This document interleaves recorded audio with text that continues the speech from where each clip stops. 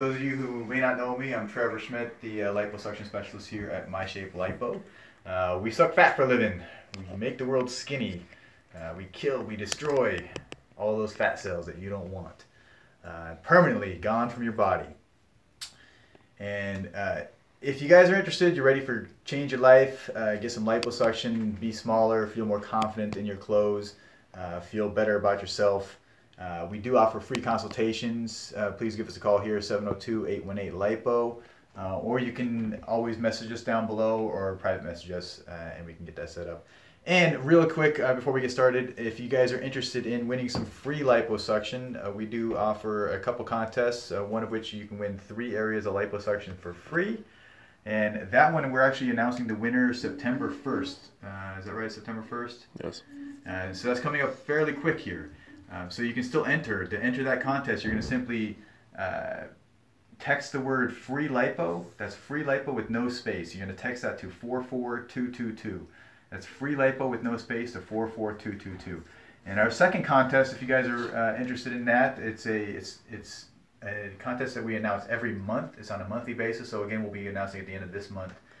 You can win a $1,000 gift card towards liposuction. And to enter that contest, you're going to simply leave a comment down below, say get involved. So just leave a comment down below, say get involved, and that'll enter you into the contest. So today what we're talking about, now Mondays are Motivation Mondays, so I'm talking about a lot of different books that I read and things that I do and topics that I believe are going to help you live a better life, have better health, wealth, love, and happiness, the 4 pillars of life. And now today we're talking about happiness. I have spoken a few other days about happiness, and I've read quite a few books on the subject. I wouldn't say I'm necessarily an expert in the subject, but I try to be happy, and it's an ongoing effort for all of us. So, but there's some little tricks that you can do to help make yourself happier. And this book here is called Solve for Happy. And let's see, I had the book here. Sorry about that. Solve for Happy, and the author is Mo Gaudat. So it's a pretty good book. Now, as I said, I've read quite a few books on the subject, and there's a lot of overlap. This gentleman here, he had a death in his family, and he was crushed and decided, he's a PhD, and he decided to go research the subject, and the compilation of all his research is where he wrote this book.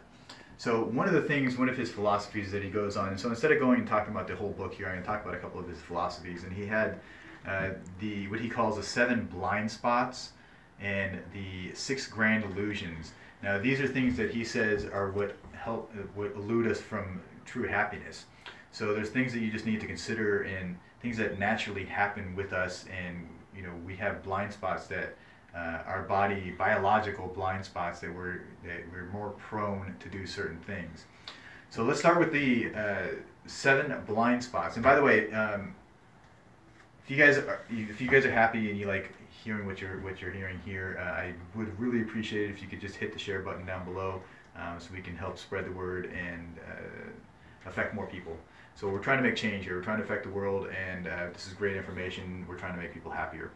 So first, number 1 of the 7 blind spots, this belief that there's a filter, and that our brains will naturally filter out all of the normal and good things that happen throughout the day and search for threats. And so this is a natural thing that we do in this. If you go back to the Stone Ages when we were living in caves, we had to always search out for the negatives, for the threats, because that's what could harm us.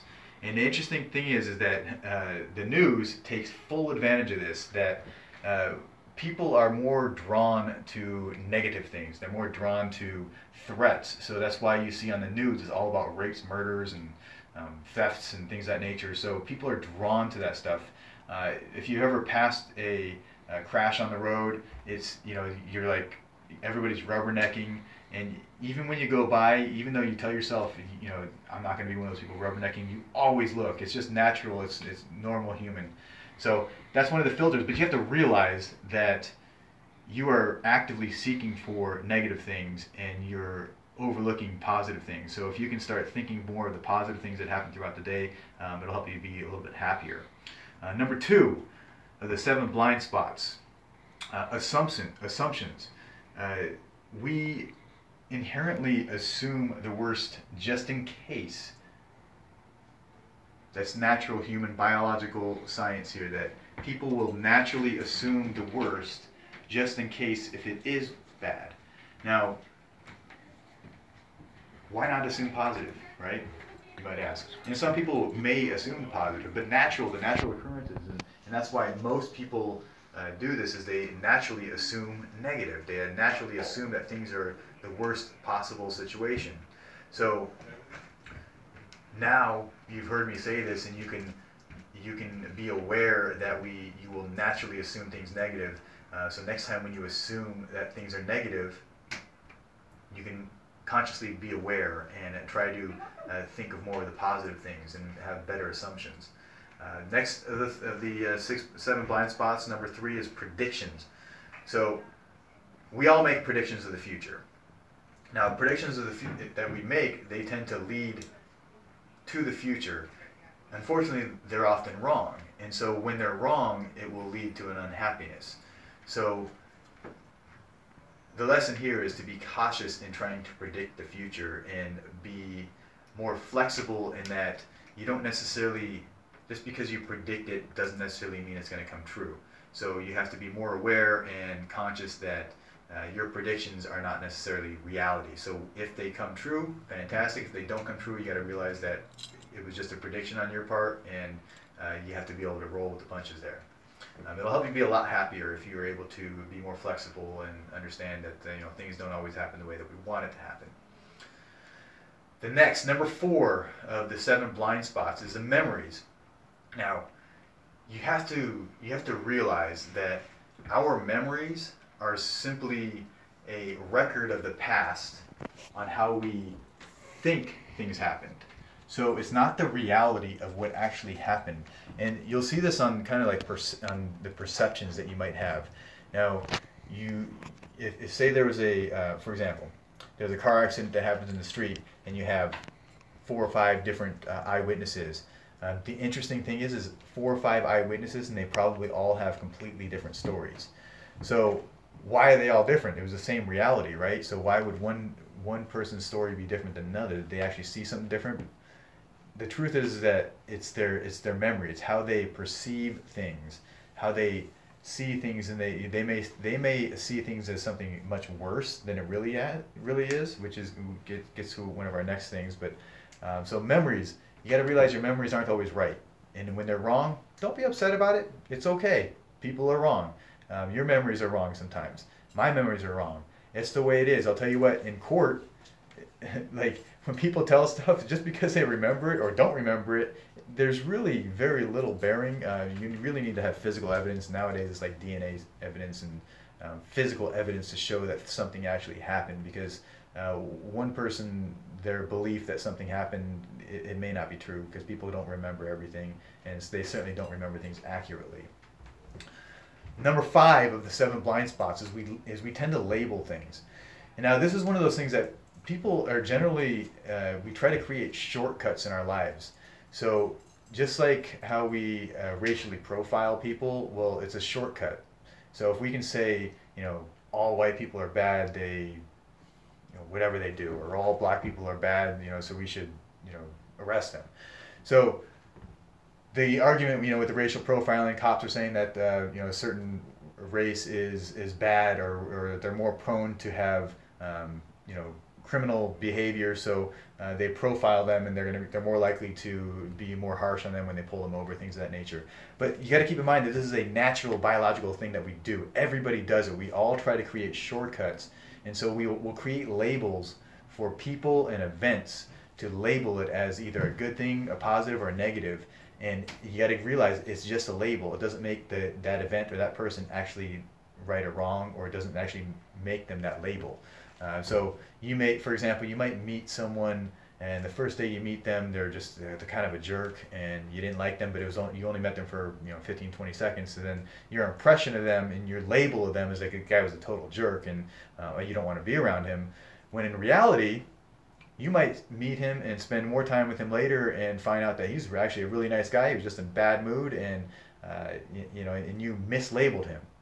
So realize that you label people, and that's the key. So you all of these 7 blind spots. It's really about being more conscious of the blind spot that it can occur, and it does occur, and it occurs without you even thinking about it. So when you start labeling people, when you start just assuming things, or your memory is faltering a little bit, just realize it's okay, and don't let these things get you down, because they'll make you unhappy.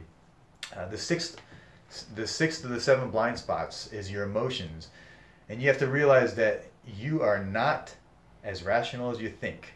And men, even, I agree, we are not as rational as we might think. Emotions come into play, and I see this all the time. In fact, I was just dealing with one of my business partners this weekend, and he was ready to make some decisions, but I sensed that he was really emotional and angry about these things, and I knew that he was making a rash decision based on his emotions, and so I pushed him to give it more time and reconsider and think more about the reality of what we wanted to do with the business, as opposed to making a rash decision based off of your emotions of anger. Now, you have to realize that your emotions, I'm not going to say that women always have more of an issue, but sometimes it can be more of an issue, and it's biological issue that they have more hormones going throughout their body, and the hormones cause different emotions. So you just have to realize that you can't make decisions, and you can't base your decisions off of your various emotions, because if you have the wrong emotions at the wrong time, you're going to make the wrong decisions. So just, again, being aware and conscious of the situation. Exaggeration is the last blind spot. So we all tend to exaggerate situations. I see this a lot with my patients here. People will exaggerate situations. I've had patients say that they got bad results, and then it's terrible, I'm disfigured, and then you look at it and they started with that problem to begin with, and it's much better than it was before, but now it's not what they were expecting, and so they exaggerate and make things a lot worse than they really are. So you have to realize that you will exaggerate. You do exaggerate. We all exaggerate. And so when you exaggerate, it'll tend to lead to perhaps false optimism. Maybe we look at something and we're exaggerating how great it is, and it gives us false optimism, where we can potentially make mistakes. So 7 blind spots. Try to just be aware of these, and be conscious of the decisions that you make, and be conscious of the biological things that are happening within you, that they happen naturally. So you don't have to go with these things. You can be conscious of it, and you can go against them. So your brain, as I said, naturally filters out the good stuff, but you can consciously try to think about the good stuff to be more grateful for those things, and then you'll be much happier with those. So the 6 grand illusions. Okay, we're moving on here. The illusion of thought. This concept here is just that you are not the thoughts inside of your head. You are the observer of those thoughts. So a lot of people are thinking that they're having this conversation going on in their head. Everybody's got it. But if you think that is actually you having that conversation, you're following the wrong path here. The conversations in your head are really, you need to be the observer. You need to be the CEO of your body, of your mind. And you hear those conversations. Those are just like board members going back and forth bickering. And you are the one that makes the decisions. People say you got the angel and the devil on one side, and so you're going to go back and forth, and you're going to be trying to make decisions on this. And you have to realize that you're neither one of those. Those are just 2 differing opinions, and you have to be the one to take charge and make a decision based off of the differing opinions that you have, that you're battling back and forth in your brain. So illusion of thought is the first grand illusion. The illusion of self. Again, this is going to state that you are not your emotions or your beliefs or your name, your tribe, your family, your achievements. That is not you. Those are things that have happened to you or are around you, your family. You are not your family. You are part of your family, but that doesn't make you who you are. So your emotions are not who you are. You're the person observing all these things. So you have to be the executive, the person making the decisions, the person taking in all of the information that you have around you, uh, observing your emotions and trying to determine if they're real, if they're not real, trying to determine whether the threats are real to you. These are all things that you have to focus on and be aware that you are not your thoughts and you are the person that's making the decisions. And I'll tell you what, one of the things that's really helped me to guide through this whole concept of being separated from your thoughts was meditation. And I've talked about meditation a lot. Highly recommend it. Awesome, we're getting a phone call. So you need to be more aware of through meditation that you are separate from your thoughts and that you can step back and take a few breaths and realize that those thoughts are just passing by and you don't have to make decisions based off of them. You can take the information that you get from your emotions and make the proper decision, but you have to step back and be able to see it. And really, I think if you take the view of it, it's really, you are more of an observer of your thoughts, an observer of your emotions. And if you can think that way, I think you'll have a little bit easier time with this. The illusion of knowledge, number 3 here on the 6 grand illusions. You have to realize that real knowledge is to know the extent of your ignorance and realize that nobody knows everything and you'll never know everything about anything. So although, for example, I would consider myself an expert in liposuction, but do I know everything? Absolutely not. I'm learning stuff all day, all the time. I'm constantly learning. It's an ongoing process. I'm constantly improving. And I can tell you that's the reason why people with more experience, they know more. They have more experience with mistakes, because just because you think you might know something, there's always potential issues. There's always potential problems. There's always potential things that you didn't necessarily think about that could go wrong, or whatever the case.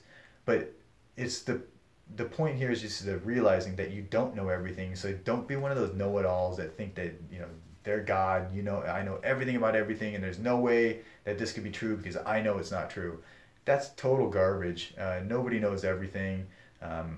You may be very adamant about certain things, and you may be very knowledgeable, but there's always going to be someone that knows more than you. There's always going to be someone that is better than you. So you can only strive for perfection or excellence, but perfection is not possible. So you can strive for these things, but you got to realize that you're never going to be perfect, and you're never going to be the smartest person in the world. You're never going to know everything. So this is an ongoing process. You always should be learning. Number 4 on the 6 grand illusions, the illusion of time.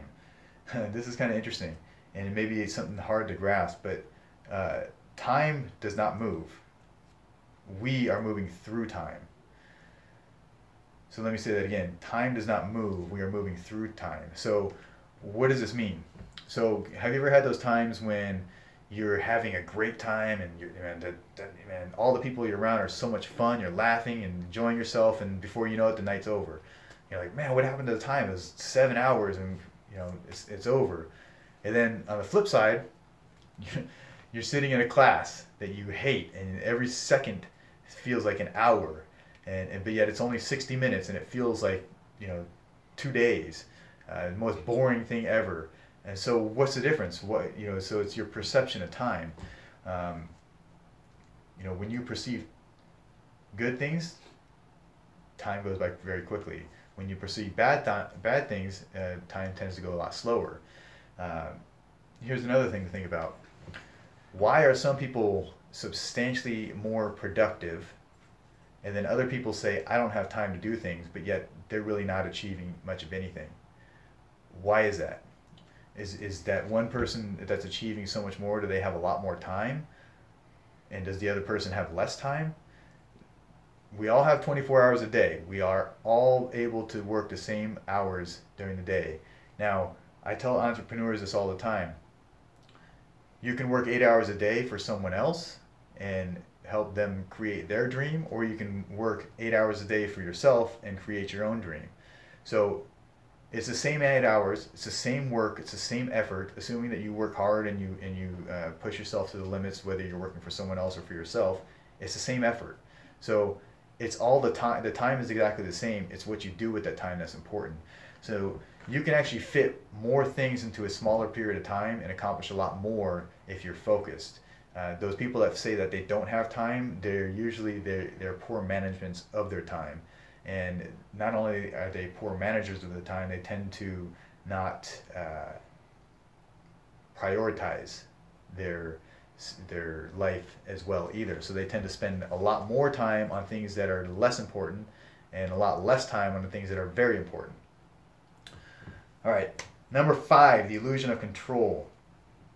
So a lot of people like to feel like they're in control. They like to be in control. I'm one of those people. I really like to be in control of things. I don't like to be told what to do. I don't like to have people above me. I like to be in control. However, it's an illusion, because the truth is that the only thing you control are your own actions and your own attitude. So when you think that you're in control of a situation, you got to realize that you're just not in control, and you got to be able to give that up and realize that some things are going to happen that are out of your control, and there's no reason to be upset about these things. There's no reason to be angry about these things. There's no reason to be stressed about the things that are out of your control, because that type of perception, perceiving this as stressful, is going to make you upset. And I'll tell you what, the only thing that makes you upset, and it's not a thing, it's you. You're the only person that makes yourself upset. A certain situation is not good or bad, it's how you perceive it. A certain person is not good or bad, it's how you perceive them. So you might see someone as a negative, like Trump, for example. A lot of people have a negative connotation of Trump. Now, is he a bad person or a good person? I mean, I don't know. A lot of it's the media and news, but I don't think any of us really know him personally. Really don't know what he is all about. In reality, we have no idea. We just see what we see on TV. So we're not really in control. We're not in control of a lot of things in our lives, and it's the lack of control that give people that sense of that spiral, that downward spin, that they're not in control of a situation, and it gives them anxiety. And the reality is that you are not in control, so you shouldn't have the anxiety, because you simply can't control it. So control the things that you can control, and that's your actions and your attitude. And so you can work harder and you can have a good attitude. Those are the things you can control.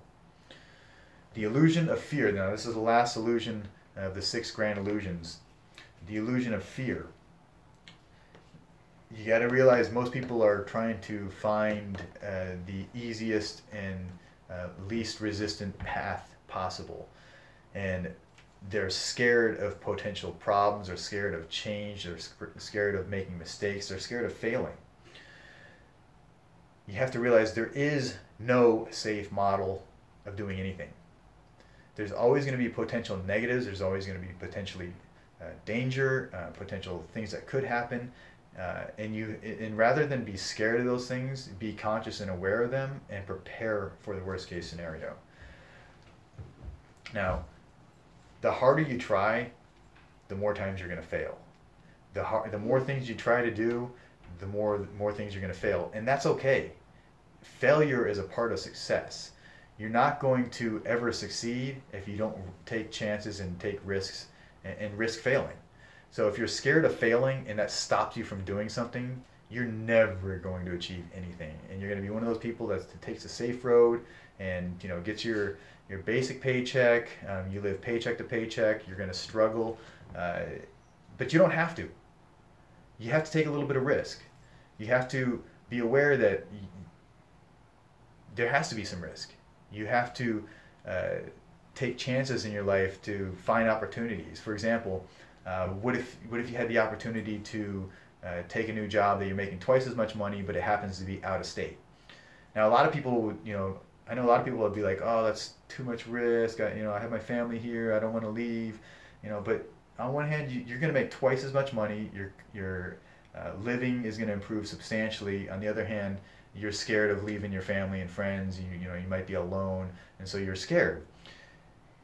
There is no right answer here, but it's the fear that's going to stop you from being happy, the fear that's going to stop you from doing things. And if you can control yourself and you can control the fear, you can accomplish a lot more and be a lot happier with your life and be a lot more satisfied and have more gratification in everything that you do in life.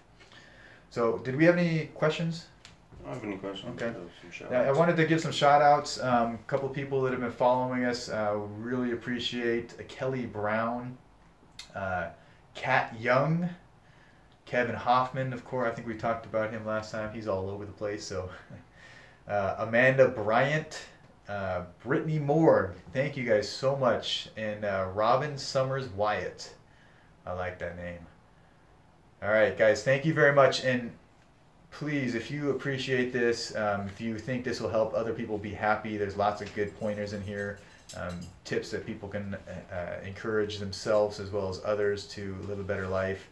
If you like this stuff, please hit the share button. Any comments you want to leave down below, any questions you might have, I'd love to hear what you guys have to say. If you guys are ready to make a difference in your life, you're ready to get more confidence and get rid of that fat forever, permanent removal of your fat. We do offer free consultations. Give us a call up here, 702-818-LIPO. That's 702-818-5476. Don't forget to enter the contest. We have a contest where you can win a $1,000 gift card for liposuction. Simply leave a comment down below, say get involved. That'll enter you into the contest. Our other contest where you're winning 3 free areas of liposuction, and we're going to be announcing this September 1st. So, guys, got to hurry up. If you're not entered into that contest yet, you need to enter right now. So get your phone. You're going to text the word free lipo with no space. That's free lipo. You're going to text that to 44222. All right, guys. Thanks for watching, and we'll catch you up on Wednesday.